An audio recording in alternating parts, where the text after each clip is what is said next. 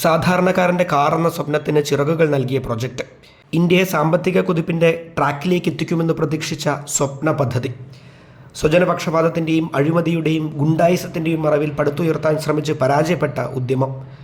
ഒടുവിൽ മകൻ സഞ്ജയ് തോറ്റെടുത്ത് ഇന്ദിരാഗാന്ധി എന്ന ഭരണാധികാരിയുടെ നിശ്ചയദാർഢ്യം വിജയിപ്പിച്ചെടുത്ത ഇന്ത്യയുടെ സ്വന്തം മാരുതി കാർ.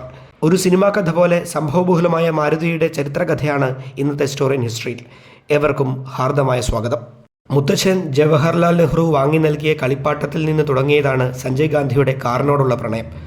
സ്വന്തമായി കാർ നിർമ്മിക്കണം, ഇന്ത്യയിലെ നിരത്തുകളിൽ അവ ചീറിപ്പായണം, അതിലൂടെ ഇന്ത്യൻ സമ്പദ് വ്യവസ്ഥ പുത്തനുയരങ്ങൾ കീഴടക്കണം. ഈ സ്വപ്നങ്ങൾക്ക് പിറകെ പാഞ്ഞ സഞ്ജയ് എന്ന ചെറുപ്പക്കാരൻ പക്ഷേ അതിനായി കഠിനാധ്വാനം ചെയ്യാൻ അത്ര കണ്ട് തയ്യാറായിരുന്നില്ല. വിജയത്തിലേക്ക് കുറുക്കുവഴികൾ തേടിയ സഞ്ജയ് പലപ്പോഴും ട്രാക്ക് മാറി ഓടി. ഔദ്യോഗിക വിദ്യാഭ്യാസം വഴി അതുമായി ബന്ധപ്പെട്ട ഓട്ടോമൊബൈൽ രംഗത്ത് പ്രാവീണ്യം നേടാൻ അദ്ദേഹത്തിനായില്ല. എഞ്ചിനീയറിംഗ് ബിരുദം നേടാൻ മെനക്കെടാതെ സഞ്ജയ് ഇംഗ്ലണ്ടിലേക്ക് തിരിച്ചു. അവിടെ വിഖ്യാതമായ റോൾസ് റോയ്സ് കമ്പനിയിൽ അപ്രൻറ്റീസായി ചേർന്നു. കാറുകൾ നിർമ്മിക്കുന്നതിൽ പ്രായോഗിക ജ്ഞാനം നേടുക എന്ന ലക്ഷ്യമൊന്നും പൂർത്തിയാക്കാതെ അവിടെ നിന്നും ഇറങ്ങി. അങ്ങനെ കാര്യമായ വിദ്യാഭ്യാസ യോഗ്യതയോ കാർ നിർമ്മിക്കുന്നതിൽ പ്രായോഗിക ജ്ഞാനമോ ഇല്ലാതെ കാർ നിർമ്മിക്കുകയെന്ന സ്വപ്നം മാത്രം കീശയിലാക്കി സഞ്ജയ് 1968 ഇന്ത്യയിൽ മടങ്ങിയെത്തി.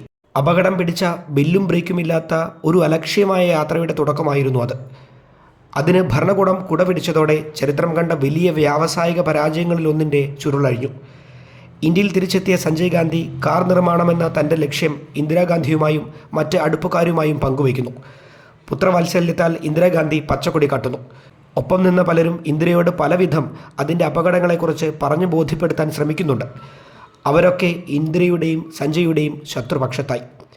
മറുവശത്ത് ഇന്ദിരാഗാന്ധി എന്ന ഭരണാധികാരിയോട് രാജഭക്തി കാട്ടുന്നതിനുള്ള അവസരമായി കണ്ട് ഒരു വിഭാഗം കയ്യും മെയ്യും മറന്ന് സഞ്ജയ് ഗാന്ധിയുടെ സ്വപ്ന സാക്ഷാത്കാരത്തിന് ഒപ്പം നിന്നു.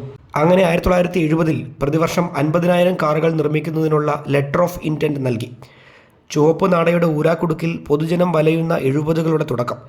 എന്നാൽ മാരുതി എന്ന സ്വപ്ന പദ്ധതിക്ക് സർക്കാർ അനുമതികളും നിരാക്ഷേപ പത്രങ്ങളും സാമ്പത്തിക സഹായവുമെല്ലാം ഞൊടിയിടയിൽ കിട്ടി. ഹരിയാനയിലെ ഗുർഗാവണിൽ 297 ഏക്കർ സ്ഥലം ഏക്കർ ഒന്നിന് വെറും 12,000 രൂപയ്ക്ക് അനുവദിച്ചു. പുറത്തിറക്കാൻ ഉദ്ദേശിച്ച ചെറുകാറിന് 8,000 രൂപയായിരുന്നു അന്ന് ലക്ഷ്യമിട്ടിരുന്നതെന്ന് ഓർക്കുക. അവിടെയാണ് കർഷകരിൽ നിന്നും മറ്റും ബലമായി തുച്ഛമായ വിലയ്ക്ക് ഭൂമി ഏറ്റെടുത്തത്. സർക്കാർ നിയന്ത്രണത്തിലുണ്ടായിരുന്ന ധനകാര്യ സ്ഥാപനങ്ങളും പബ്ലിക് സെക്ടർ ബാങ്കുകളും ചട്ടങ്ങളൊക്കെ കാറ്റിൽ പറത്തി കോടികൾ വായ്പയായി നൽകി. 1971 രൂപീകരിച്ച മാരുതി ലിമിറ്റഡ് എന്ന കമ്പനി അതിവേഗം പ്രവർത്തന സജ്ജമായി. സഞ്ജയുടെ ഭ്രാന്തമായ ആഗ്രഹം എന്നതിനപ്പുറം ആ മേഖലയിലെ പ്രഗത്ഭരുടെ സാന്നിധ്യമോ സഹായമോ സ്വീകരിക്കാൻ കമ്പനിക്കായില്ല. 8,000 രൂപയ്ക്ക് ചെറുകാർ എന്ന സ്വപ്നമായിരുന്നു ഉണ്ടായിരുന്നതെങ്കിലും കാർ ഒന്നിന് ചിലവ് ഏതാണ്ട് 21,000 രൂപയോളം എത്തി. എങ്കിലും 16,500 രൂപ എക്സ് ഷോറൂം വിലയായി പുറത്തിറക്കാമെന്ന സ്ഥിതിയിലേക്കെത്തി. എന്നിട്ടും മാർക്കറ്റിലെ മറ്റു കാറുകളേക്കാൾ 5,000 മുതൽ 10,000 രൂപ വരെ കുറവായിരുന്നു അതിന് എന്നിടത്തായിരുന്നു മാരുതി ശ്രദ്ധേയമായത്. തുടക്കത്തിൽ മാസത്തിൽ 12 മുതൽ 20 വരെ കാറുകൾ നിർമ്മിക്കാനും ക്രമേണ പടിപടിയായി അതുയർത്തി പ്രതിദിനം 200 കാറുകൾ എന്ന ലക്ഷ്യത്തിലേക്ക് എത്തിക്കുവാനുമായിരുന്നു ഉദ്ദേശിച്ചിരുന്നത്. എന്നാൽ കമ്പനിയുടെ മാനേജ്മെൻറ്റ് സ്വീകരിച്ച പ്രൊഫഷണൽ അല്ലാത്ത നയങ്ങൾ തിരിച്ചടിയായി. കുറുക്കുവഴികൾ ലക്ഷ്യത്തിലേക്ക് എത്തിയില്ല. 1976 മാർച്ചിൽ അവസാനിച്ച സാമ്പത്തിക വർഷം വെറും 21 കാറുകൾ മാത്രമായിരുന്നു മാരുതിക്ക് നിർമ്മിക്കാനായത്. 1975 ഇന്ദിരാഗാന്ധി അടിയന്തരാവസ്ഥ പ്രഖ്യാപിച്ചതോടെ സഞ്ജയ് ഗാന്ധി കൂടുതൽ കരുത്തനായി.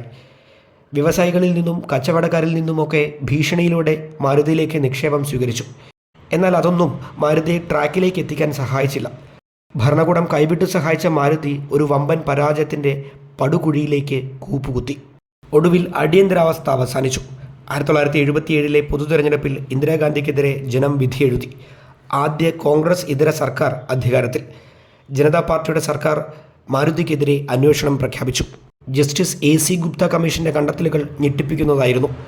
മാരുതിക്ക് കമ്പോള നിലവാരമുള്ള കാറുകൾ നിർമ്മിക്കാനായില്ല, ഭൂമി ഏറ്റെടുക്കൽ നിയമങ്ങൾ ലംഘിക്കപ്പെട്ടു, മൂലധന സമാഹരണത്തിന് ഭീഷണിയുണ്ടായി തുടങ്ങി നിരവധി കണ്ടെത്തലുകൾ.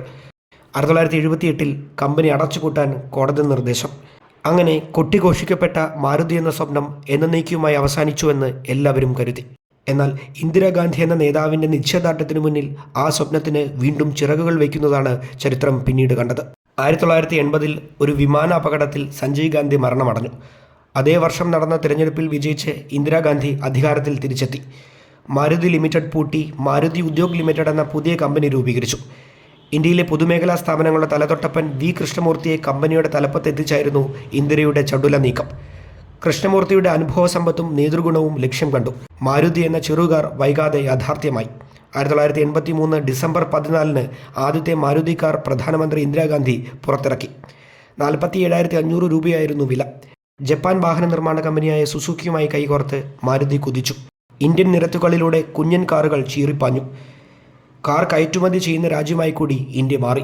4 പതിറ്റാണ്ടിനിപ്പുറം വിശ്വാസ്യതയുടെ പര്യായമായി മാരുതി എന്ന ബ്രാൻഡ് മാറി. ഇന്ദിര എന്ന അമ്മയുടെ വാത്സല്യം പരാജയപ്പെട്ടെടുത്ത് ഇന്ദിരാഗാന്ധി എന്ന നേതാവിൻ്റെ നിശ്ചയദാർഢ്യം വിജയിച്ച ചരിത്രകഥയാണ് മാരുതിക്ക് പങ്കുവയ്ക്കാനുള്ളത്. ചരിത്രത്തിലെ മറ്റൊരു വിചിത്ര കഥയുമായി സ്റ്റോറി ഇൻ ഹിസ്റ്ററിയിലൂടെ നമുക്ക് വീണ്ടും കാണാം.